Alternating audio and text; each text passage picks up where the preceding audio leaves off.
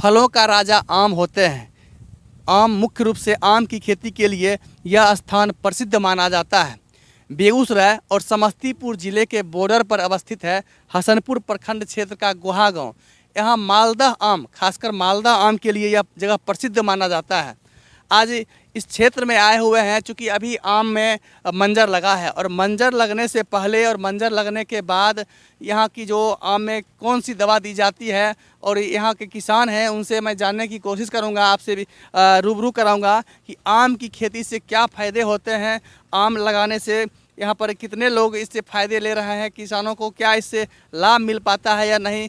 अभी देख सकते हैं तस्वीर के माध्यम से मेरे पीछे जो आम है, यह आम अभी भी मंजर निकल ही रहा है और बहुत सारे ऐसे भी आम हैं जहाँ धीरे धीरे अब मंजर निकलेंगे। और मंजर निकलने से पहले किसानों के द्वारा इसमें कौन सी दवा दी जाती है और मंजर निकलने के बाद इसका रख रखाव कैसे किया जाता है, पानी कब दिया जाता है या खाद दिया जाता है, आइए यहाँ के किसान हैं जानने की कोशिश करूँगा कि क्या आम के फसल से यहाँ के किसानों को कितने फ़ायदे होते हैं। और वर्तमान में आम जो है यहाँ पर आपका मंजर दे रहा है और मंजर लगने से पूर्व आम की जो देख रेख करते हैं वो कैसे करते हैं। सर आपका क्या नाम है? हाँ, मेरा नाम अभय कुमार है और ग्राम गोहा हो गया और प्रखंड हसनपुर और ज़िला समस्तीपुर। तो आज आपका आम है बड़ी संख्या में, जहाँ तक हमको दिख रहा है, जहाँ तक नज़र जा रही है आम ही आम दिखाई दे रहा है, आम का बगीचा ही दिखाई दे रहा है और बड़े संख्या में आप लोग आम की खेती करते हैं। अभी मंजर दे रहा है, इसके रख रखाव के लिए, इसके टिकने के लिए क्या कीजिएगा? शुरू से बताएं या मंजर के समय का बात? अभी तो मंजर निकल ही चुका है, मंजर अब क्या करेंगे यहाँ के किसान जो है, जो आम की खेती करते हैं, वो कौन सी दवा देंगे? मंजर जो निकलने से जस्ट पहले से बताइए सर। तो मंजर जब निकलता है उससे पहले ही हम लोग उसमें कीट का प्रभाव ना पड़े, इसके लिए डाइथेन M 3 ग्राम प्रति लीटर पानी में मिला के उसका छिड़काव कर देते हैं। फिर जब उसका मटर के दाने का आकार का हो जाता है तो उसमें प्लानोफिक्स 4 ml 1 ml प्रति 4 लीटर पानी में मिला करके उसको फिर छिड़काव कर देते हैं। ताकि उससे क्या फ़ायदा? उससे जो फफूंदनाशक कीट सब लगता है, उजला उजला करके जो कीट लगता है वो सब आम को सड़ा देता है। उसी से बचाने के लिए हम लोग इस दवा का प्रयोग करते हैं। आम का जो है मंजर है, अभी जो मंजर निकल चुका है, बहुत सारे पेड़ हैं जहाँ की मंजर धीरे धीरे निकल रहे हैं, अभी क्या इसमें कोई दवा का प्रयोग करना चाहिए या नहीं? हाँ, ये ध्यान देना है कि फूल निकलने से पहले ही दवा का प्रयोग करना है, जिसके लिए डाइथेन M का प्रयोग करना है 3 ग्राम प्रति लीटर पानी में। जब फूल आ जाए, मंजर खिल जाए, तो उस समय किसी भी दवा का प्रयोग नहीं करना है, ताकि उसका पॉलिनेशन की क्रिया नहीं होगी, वो निषेचन की क्रिया नहीं होगी, तो फिर फलन नहीं हो पाएगा हमारा। तो जैसे कि अभी ये मंजर जहाँ निकल चुका है, ऐसे में अभी किसी भी तरह का दवा का प्रयोग नहीं करना चाहिए। हाँ, मंजर अभी फूल नहीं दिया है, फूल खिला नहीं है, केवल मंजर निकल रहा है, तो इस समय हम कर सकते हैं, लेकिन जब ये फूल खिलेगा तो हम दवा नहीं देंगे। और यहाँ पर जो गोटा कहते हैं जिसको निकलता है आम का, जो छोटा सा जब मंजर के बाद का जो अवस्था होता है, उस समय किसी दवा का प्रयोग करना चाहिए या नहीं? बिल्कुल करना है। गोटा जब मंजर फूल ख़त्म हो जाती है और गोटा का रूप ले लेता है, सरसों के दाना का या मटर का दाना, तो उसी समय हम लोग प्लानोफिक्स दवा का प्रयोग करेंगे 1 ml प्रति 4 लीटर पानी में। और यहाँ पर जब आम बड़ा हो जाता है उसके बाद तो कोई दवा की जरूरत आवश्यकता नहीं होती? नहीं, उसके बाद दवा की आवश्यकता नहीं होती। आप लोग यहाँ मुख्य रूप से कौन से आम की खेती करते हैं जो लाभप्रद होता है? ये खास करके यहाँ माना गया है कि अधिकांश यहाँ आपको मालदा बहुत अधिक मात्रा मिल जाएगी, और वो भी मालदा में भी क्वालिटी है, लंगड़ा मालदा, दुधिया मालदा, सफ़ेद मालदा, ये सब मालदा की क्वालिटी यहाँ मिल जाएगी। वैसे बम्बई, सिपिया, कलकतिया, गुलाब खास, कृष्णभोग, आम्रपाली, इतने सारे फल आराम से यहाँ मिलते हैं। तो यहाँ आम के सप्लाई में चूँकि बड़ी संख्या में आम का बगीचा यहाँ दिखाई दे रहा है, तो यहाँ पर जो बिक्री होती है बेचने में क्या परेशानी होती होगी, क्योंकि यहाँ आम का मंडी नहीं है? यहाँ के किसान लोग जो है वो ही इस पेड़ को ले लेते हैं और खुद से उसको फल तोड़ के उसको पकाते हैं बिना कार्बेट वाला। यहाँ फल मिल जाएगा और वही फिर यहाँ के लोकल एरिया जो समस्तीपुर ज़िला, बेगूसराय ज़िला के आस पड़ोस के जो भी हैं, यहाँ बिथान, हसनपुर, गढ़पुरा, यहाँ सप्लाई करते हैं ये लोग।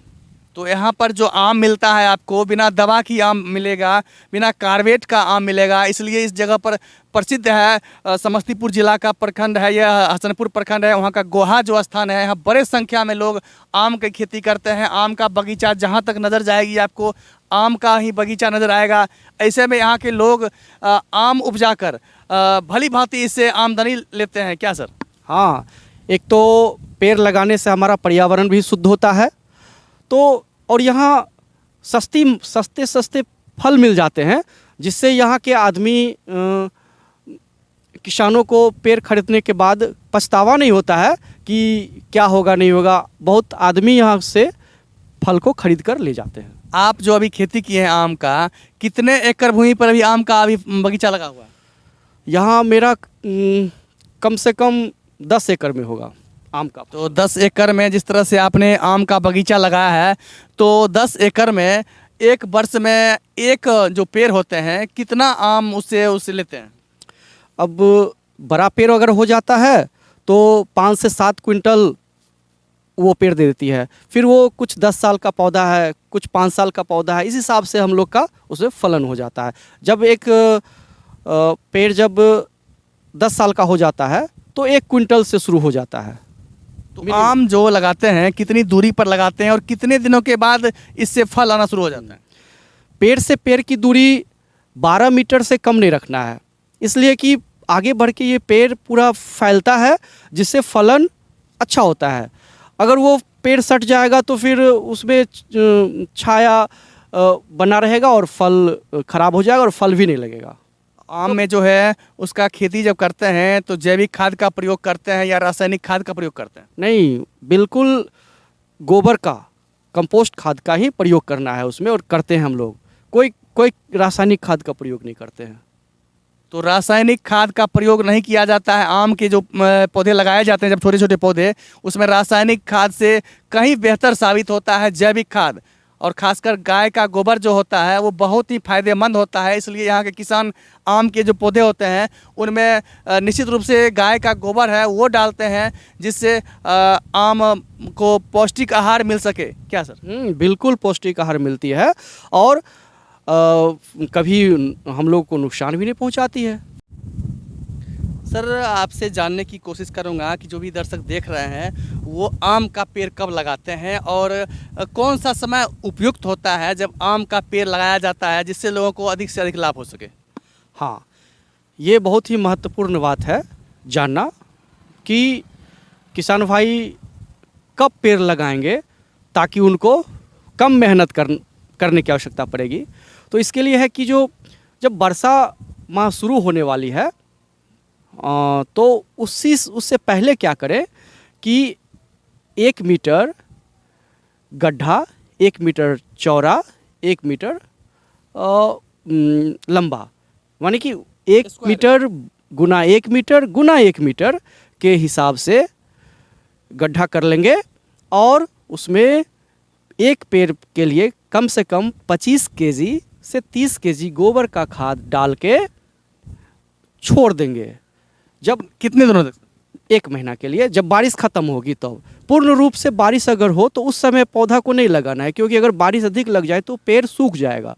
तो बारिश ख़त्म होने देते हैं और तब जाके उसमें सितंबर माह में उसमें हम लोग उसमें पौधारोपण कर देते हैं। 2 से 3 साल का पौधा लेके लगा देते हैं और फिर ताकि मिट्टी में नमी पर्याप्त रहती है, जिससे बार बार किसान को पानी देने की आवश्यकता नहीं पड़ती है।